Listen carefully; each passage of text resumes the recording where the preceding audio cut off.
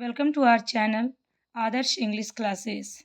And today we are going to discuss a very important, very interesting topic, that is Give Us as a Role Model, written by APJ Abdul Kalam. Class 7 Lavender English MCB, and now I am going to discuss all question answer of this chapter with your reference questions. I would like to say important facts about this story. So, APJ Abdul Kalam emphasizes the importance of the role models in the shaping society and inspiring of youth. इन्होंने youth को ज़्यादा consider किया है इस chapter में. And he also assert the individuals specially the children. बच्चों की बात इन्होंने भर भर के इस चैप्टर पे की है. Need role models to emulate the draw inspiration from. According to him, role models serves as guiding lights, helping people and navigate their paths in life with integrity, courage and sheen of the purpose. इन सब के बारे में इस chapter में भर भर करके आपको बताया गया है. तो अब हम लोग without any delay we will see our questions. ये देखिए, this is your chapter, you can see very clearly. This is give us a role model. हमें क्या चाहिए? We need a role model. यहाँ पे देखो, ये इंपॉर्टेंस फिगर है, prominent figures in our country. ये हमारे देश के क्या हैं? प्रोमिनेंट फिगर्स हैं. ये लोग रोल मॉडल हैं हमारे लिए. Identify this famous personalities who among this would you like to have as role model. क्या तुम्हें भी एक रोल मॉडल चाहिए? और do you admire anyone else as you role model. और क्या आप उनकी एडमायर करते हैं, प्रशंसा करते हैं अपने रोल मॉडल्स की? महात्मा गांधी ने भी यहाँ एक अच्छा सा लाइन लिख डाला है. Men often become that they believe themselves to be. If I believe I can not do something, it makes me incapable of doing it, but when I believe I can, then I acquire the ability to do even I didn't have it in the beginning. So this beautiful line written by Mahatma Gandhi. Now this is your full chapter written by APJ Abdul Kalam, and I think you all are very familiar with this name, APJ Abdul Kalam. He was the president of our country,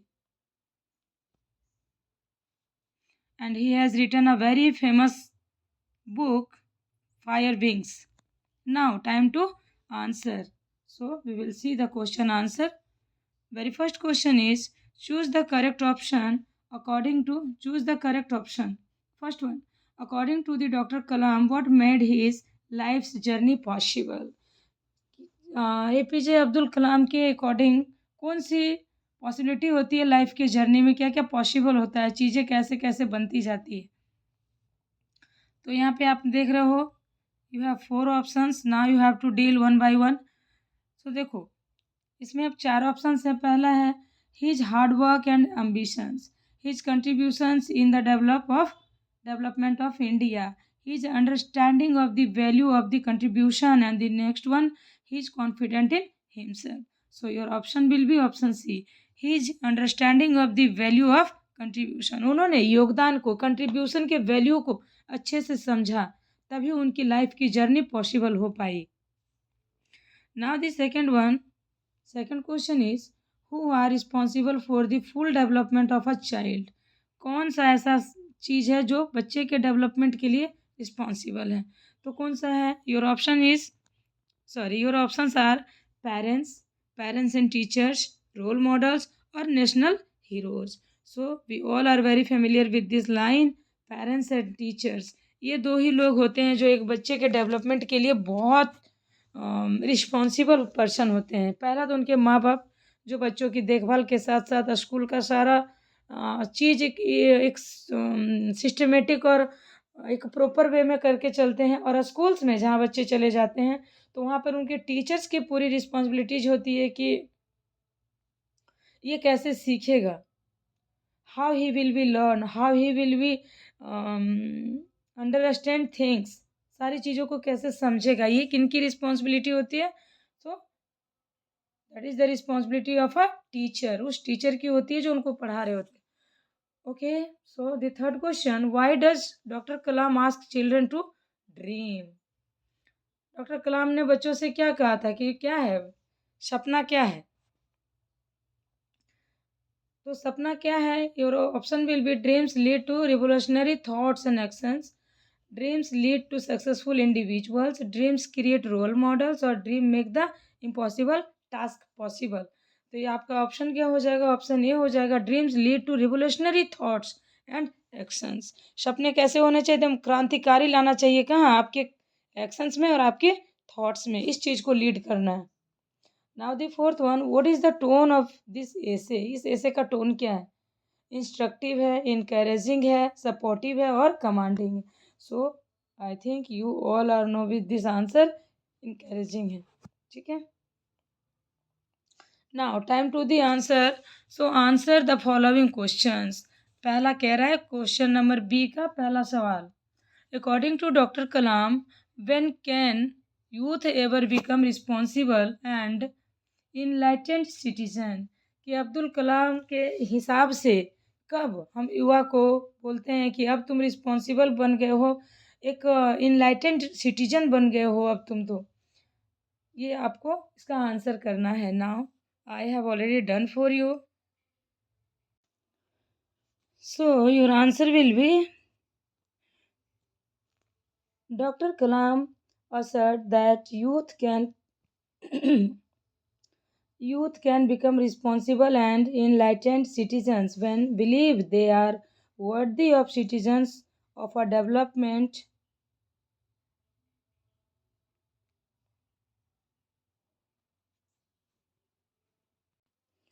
Okay. According to Dr. Kalam, when can youth ever become responsible and enlightened citizen? एक जिम्मेदार नागरिक कैसे बन सकता है? जो citizen होते हैं वो। Answer will be doctor Kalam asserted that youth can become responsible and enlightened citizen when believe they are worthy of the citizen of developed. Self belief is fundamental of their development. कि जो youth हैं वो जिम्मेदार नागरिक बन सकते हैं जब वो मानते हैं कि वो वही हैं जो एक विकसित और सेल्फ बिलीव है ना, सेल्फ बिलीव आत्मविश्वास वाले नागरिक का मानना है कि उनके विकास का के लिए उनके फंडामेंटल अधिकार है। तो क्या है ऑल ओवर कि हम जिम्मेदार नागरिक कब बन सकते हैं? जब हम सारी चीज़ों को फॉलो करके चलेंगे, तभी हम एक इनलाइटेड सिटीजन बन सकते हैं। Now question number 2 is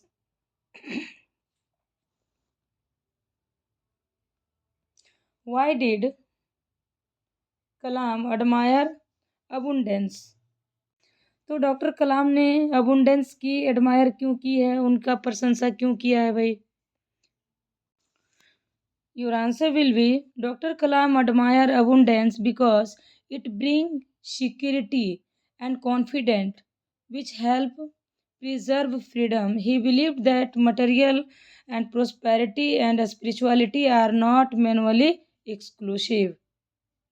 It means कलाम साहब ने कहा कि किसी की प्रोस्पेरिटी मतलब समृद्धि, किसी की प्रोस्पेरिटी की प्रशंसा इसलिए की जाती है कि उससे क्या हो? सिक्योरिटी हो, सुरक्षा मिले, कॉन्फिडेंट बढ़े, आत्मविश्वास बढ़े मिलता है, और जो स्वतंत्रता को बनाए रखने में मदद करता है।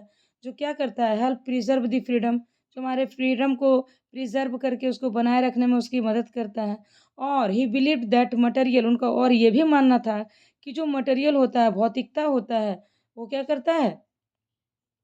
समृद्धि और आत्मधेयता को, स्पिरिचुअलिटी को अलग अलग नहीं किया जा सकता है, दोनों एक साथ हैं, एक चीज़ से जुड़े हुए हैं, आप किसी भी चीज़ को अलग नहीं कर सकते हैं। Third question, what do the G8 Nations believe? ये जो G8 नेशन है, इनको किस चीज़ पर बिलीव है, क्या मानते हैं वो? Now your answer will B the G8 nations believe that they must live in a good life in a strong and prosperous nation, and this collective belief over generations had aligned their reality with their aspiration.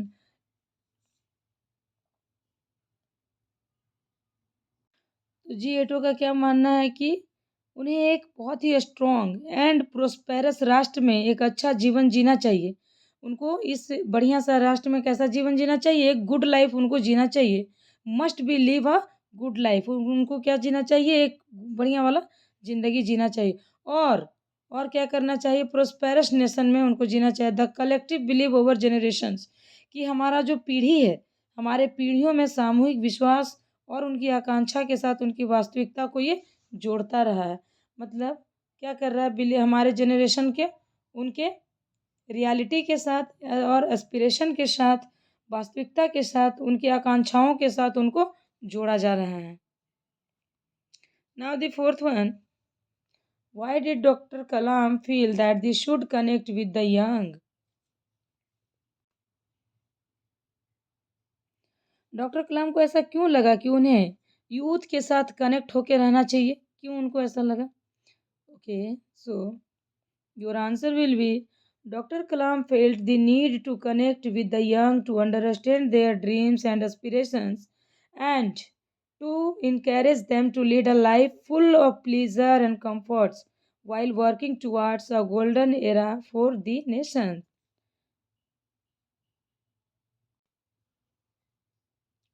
So your answer will be क्या होगा कि doctor Kalam ने महसूस किया, क्या महसूस किया? Connect with the young to understand their dreams and aspiration. Doctor Kalam ने युवाओं के साथ जुड़ने और उनके ड्रीम्स को, उनके एस्पिरेशन को, उनकी प्रेरणाओं को समझने की नीड पर बल दिया। समझने की नीड पर बल दिया कि हमें इन सारी चीज़ों को समझना होगा, तभी हम कुछ कर पाएंगे। Encourage them to lead a life full of pleasure, और उनको किसके लिए इनकरेज किया? उनको एक अच्छा राष्ट्र में स्वर्ण युग की दिशा में काम करते हुए सुख और आराम से भरा जीवन जीने के लिए प्रेरित किया, है ना? ये देखो ये लाइनें हैं। Full life of the pleaser and comfort wheel working towards a golden era. स्वर्ण युग की तरह, स्वर्ण युग के नेशन में काम करते हुए, युग की दिशा में काम करते हुए सुख और आराम से भरा हुआ जीवन जीने के लिए प्रेरणा दिया। Now the fifth number question, describe Dr. Kalam's first interaction with the students। कि डॉक्टर कलाम का पहला इंटरेक्शन जो बच्चों के साथ था, उसको आपको क्या करना है? डिस्क्राइब करना है। Now your answer will B Dr. Kalam's first interaction with students took place at a high school in Tripura, where he addressed 500 students and teachers. He discussed his vision for transforming India into a developed nation and engaged in a series of questions and emphasizing the importance of role model in a child's life. It means doctor Kalam ने student के साथ पहला interaction Tripura के high school में किया, जहां उन्होंने 500 students को और टीचर्स को भी एड्रेस किया, और उन्होंने भारत को एक विकसित, एक डेवलप्ड राष्ट्र के, डेवलप्ड नेशन में बदलने के लिए और उनके रीजन्स पर, है ना, transforming India into a developed nation, इन सारे मुद्दों पर उन्होंने क्या किया? चर्चा किया और कई सवाल पूछे तथा बच्चों के जीवन में रोल मॉडल के महत्व पर भी जोर दिया। उन्होंने कई सवाल भी पूछे, emphasizing the importance of the role models, है ना, उस पर जोर दिया, और कई क्वेश्चन पूछे, सीरीज ऑफ क्वेश्चन है, बहुत सारे क्वेश्चन पूछे, इन सारी बातों पे उन्होंने जोर दिया। नेक्स्ट है question number 6, why does Kalam feel that we can minimise evils? Doctor Kalam ने क्यों फील किया कि हम एविल को, बुराई को मिनिमाइज कर सकते हैं, कम कर सकते हैं? ऐसा उन्होंने क्यों फील किया?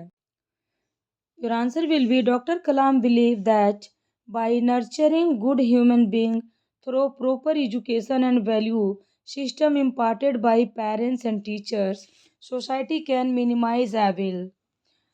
He emphasizes the role of a role models in guiding the youth towards rightness, righteousness. ये क्या है? राइटियसनेस। ओके, इट मीन्स कि डॉक्टर कलाम को क्या बिलीव था कि जो उनके पेरेंट्स होते हैं, पेरेंट्स और टीचर के द्वारा जो प्रॉपर एजुकेशन और वैल्यू, एक वैल्यू एजुकेशन मिलना चाहिए। प्रॉपर एजुकेशन के साथ क्या मिलना चाहिए? वैल्यू एजुकेशन से ही अच्छे इंसान का पोषण करके समाज में बुराई को कम किया जा सकता है। तो इन सारे वैल्यू सिस्टम को, इस सारे चीज़ करके हम लोग क्या करेंगे, एक नर्चरिंग गुड ह्यूमन बींग को तैयार करेंगे, ताकि वो समाज के सारी बुराई को इसके जरिए कम किया जा सकता है। और इसके साथ ही हम और क्या कर सकते हैं? He emphasises the role of the role model. उन्होंने रोल मॉडल्स को भी यहाँ पर एम्फेसाइज किया है, और guiding the youth toward righteousness, और एक धार्मिकता की तरह मार्गदर्शन करने में रोल मॉडल की भूमिका पर उन्होंने जोर दिया है कि ये युवा ही है जो इन सबको चेंज कर सकते हैं। इनकी स्टडी, इनका गाइडलाइंस, सही गाइडिंग्स और ये राइटियसनेस, ये सारा चीज़ प्रॉपर वे में हो तो ये लोग चेंज कर सकते हैं समाज को। Now the question number 7। Question number 7, according to Kalam how can role models help us? Kalam के अकॉर्डिंग रोल मॉडल कैसे हेल्प करते हैं हमारी? देखिए, according to doctor Kalam role models help us focus on what is right. वो बताते हैं कि क्या सही है और क्या गलत, and lead us great success. They provide guidance and inspiration. वो हमें गाइड भी देते हैं और हमें प्रेरणा भी देते हैं। Shaping our values and actions towards positive outcomes, कि हमें एक सकारात्मक परिणाम के लिए उनकी वैल्यू, उनकी एक्शन को शेप करना होगा। शेप इन द सेंस कि हमें उन चीज़ों पे वर्क करना होगा, मॉडिफाई करना होगा ना। अब हमारा सारा क्वेश्चन ख़त्म हो जाता है। अब आते हैं come to the reference to the context question. सबसे पहला लाइन है कि read the lines from the story and answer the following questions, और answer that questions that follow. First one, we have a line, read very carefully then reply the answer. First one है, the triangle is indeed the real role model I can think of. Who is I in the line? इस line में I किनको बोला गया है? तो I उसी को बोलता है बच्चों जो कहानी को बनाते हैं, जो कहानी को सुनाते हैं। इस पूरे कहानी में हमने क्या देखा है? एपीजे अब्दुल कलाम ही बोले जा रहे हैं। तो यहाँ पर आई कौन हो जाएगा? Option A, APJ Abdul Kalam. It means कि डॉक्टर कलाम। सेकंड है कि which triangle is a speaker talking about. अब हमारा यहाँ से क्या आ गया है? क्वेश्चन आ गया है, सवाल आ गया है। इसका आंसर देखेंगे हम लोग। Which triangle is the speaker talking about? किस ट्रायंगल के बारे में बात की जा रही है ऑथर के जरिए? Doctor Kalam refers to the triangle of the father, mother and the teacher as a fundamental role model in a child's life. Triangle किसको बोला है? तो ट्रायंगल का मतलब होता है बेटा तीन। तो तीन चीज कौन कौन है? माता पिता है, पहला पिता है, दूसरा माता और तीसरा गुरु है। इन तीन चीजों को ट्रायंगल रेफर किया गया है कि यही तीन लोग होते हैं जो फंडामेंटल रोल प्ले करते हैं बच्चे के जीवन में। ठीक है, एक वास्तविक रोल प्ले करते हैं बच्चे की लाइफ को बनाने के लिए। Now this C number question, C क्या कह रहा है कि why does a speaker say these words? Speaker ने ऐसी लाइनें क्यों बोली है? Answer will be, doctor Kalam emphasizes the parents and teachers are instrumental in imparting value and guiding children during their formative years।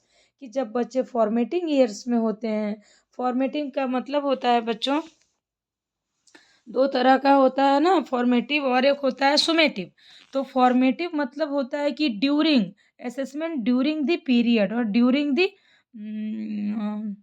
During the academic year. और सुमेटिव का मतलब है होता है ऑल ओवर द ईयरली। वो मतलब साल के बाद वाला जो आपका असेसमेंट होता है, साल में एकदम एक बार, जैसे हमारा एनुअल एग्जाम होता है ना एक बार, उस तरह उसको वो असेसमेंट करता है। फॉर्मेटिव का मतलब होता है बच्चों during during during your during year होता है। ड्यूरिंग ईयर का मतलब क्या होता है कि साल भर जो भी आप करते जा रहे हो, उसी ड्यूरिंग पीरियड में आपको क्या मिलेगा? गाइडिंग मिलती रहेगी।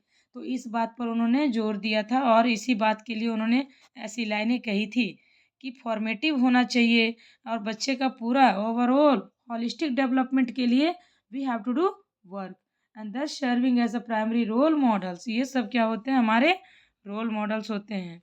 Now the question number 2, reference question number 2, इसमें अगेन भी है वाला line, child is the first scientist. क्या बोल दिया कि भाई बच्चा ही ना पहला साइंटिस्ट होता है। हु सेड दिस वर्ड्स, किसने कहा है? तो आपका ऑप्शन क्या हो जाएगा? ऑप्शन 4, डॉक्टर कलाम ने कहा है क्या? Child is the first scientist. Again next है question number B, why do you think the narrator said this words. आपको क्या लगता है कि नरेटर ने ये वर्ड्स क्यों कहे हैं? I think that Dr. Kalam believed that children are naturally curious and constantly explore their surroundings. उनका पूरा बिलीव है, फुल्ली वो बिलीव करते हैं दैट कि क्या, चिल्ड्रंस आर नेचुरली क्यूरियस, कि बच्चे जो होते हैं ना उनके नेचर से ही वो प्राकृतिक रूप से क्यूरियस होते हैं किसी भी चीज़ को जानने के लिए। क्यूरियस का मतलब क्या होता है? जिज्ञासा। किसी चीज़ को जानने के लिए वो बहुत क्यूरियस होते हैं और कॉन्स्टेंटली एक्सप्लोर करते हैं, लगातार अपने सराउंडिंग्स में वो एक्सप्लोर करते हैं, चीज़ों को ढूंढते हैं, समझते हैं। And embodying the true spirit of the scientific inquiry, और इस तरह से वो ट्रू स्पिरिट क्रिएट कर लेते हैं, ढूंढ लेते हैं और उस पर वर्क करते हैं। Now the question number C again, do you think the people who were listening to the speaker agreed with these words. आपको क्या लगता है कि लोग उनके शब्दों से एग्री करेंगे सुन करके? Give reason of your answer. अब आपको आंसर देके, रीजन देके आंसर बताना है। Now your answer will be yes, हाँ भाई एग्री करेगा। The listener likely agreed as recognizing children's innate curiosity. Innate का मतलब होता है बच्चों जन्मजात, जो बच्चा पैदा के साथ से ही उनको मिला रहता है, जो क्वालिटियाँ, जो स्किल्स उनको मिली रहती है, उनको हम लोग इनेट कहते हैं। तो इनेट क्यूरियोसिटी बच्चों को मिलती है ज़िंदगी में, जब वो पैदा होता है तब से वो जिज्ञासा लेके पैदा होता है। Aligning with the educational philosophy that encourage nurturing inquisitiveness from the young age. इन लाइनों में क्या कहना चाह रहे हैं कि हाँ एग्री करते हैं। As recognize children's innate curiosity, जो जन्मजात इच्छा लेके वो पैदा होता है, जिज्ञासा लेके पैदा होता है, उसके साथ साथ में क्या और होना चाहिए? Align with the educational philosophy होना चाहिए दैट इनकरेज नर्चरिंग, जो किसको इनकरेज करे? उनके नर्चर करे, उनके इनक्यूजिटिवनेस को। इनक्यूजिटिवनेस का मतलब होता है तालमेल बिठा के रखना, छोटी उम्र से ही जिज्ञासा को नर्चर करना, छोटी उम्र से ही किसी भी इच्छा को, डिज़ायर को, किसी विलिंगनेस को क्या करना? नर्चर करके रखना, पोस के रखना, पोषित करना फ्रॉम द यंग एज, बचपन से ही। नाउ द थर्ड वन, तीसरा लाइन है, फिर हमारे पास एक लाइन है थर्ड नंबर रेफरेंस क्वेश्चन में। अगेन ये क्या कह रहा है? Why cannot water from the Brahmaputra, which is in flood much of the time, be diverted to Rajasthan or Tamil Nadu, which are starved of water?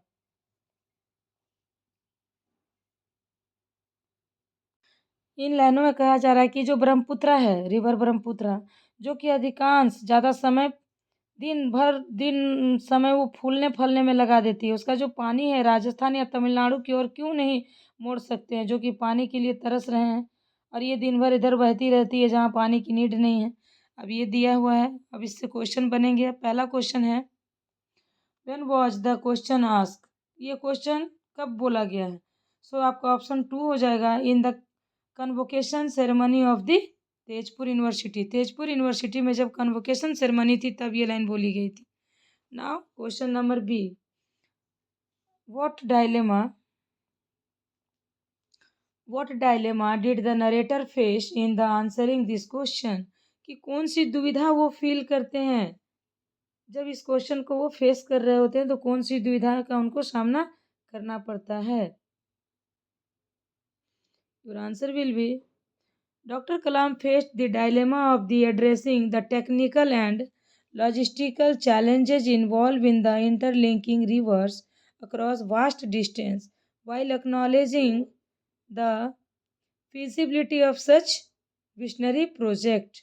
It means, इन लाइनों का मतलब है, तो क्या कहा जा रहा है कि कलाम ने जो लंबी दूरी तक नदियों को जोड़ने में काम आने वाले जो भी टेक्निकल चीज़ें हैं, इंटरलिंकिंग रिवर्स को जोड़ने के लिए जो भी लॉजिस्टिकल चैलेंजेज है, उन सब चुनौतियों से, उन सब चैलेंजेस से निपटने के लिए जो डायलेमा क्रिएट हो रहा है उसी को यहाँ डायलेमा कंसिडर किया गया है. Now the C number, how did the speaker answer this question, कैसे आंसर करता है वो. Answer will be doctor Kalam responded to the highlighting the importance of dreaming big and pursuing ambitions of project, encouraging the youth of envision and work towards such transformative ideas. तो देखिए, Kalam responded by the highlighting importance of dreaming big and pursuing ambitions project. उन्होंने एक project ये वाला तैयार किया और इस प्रोजेक्ट पे वो काम करने लगे.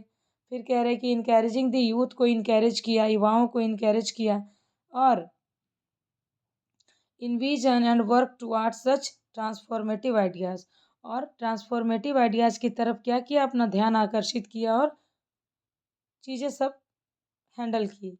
आई think we have already finished our all question answer and I hope so कि this video will be very fruitful for you that. Okay. Please listen and read very carefully. Then you have to improve your listening skills, also writing skills and the understanding level, right? So we will meet very soon with another video. Till then, thank you so much.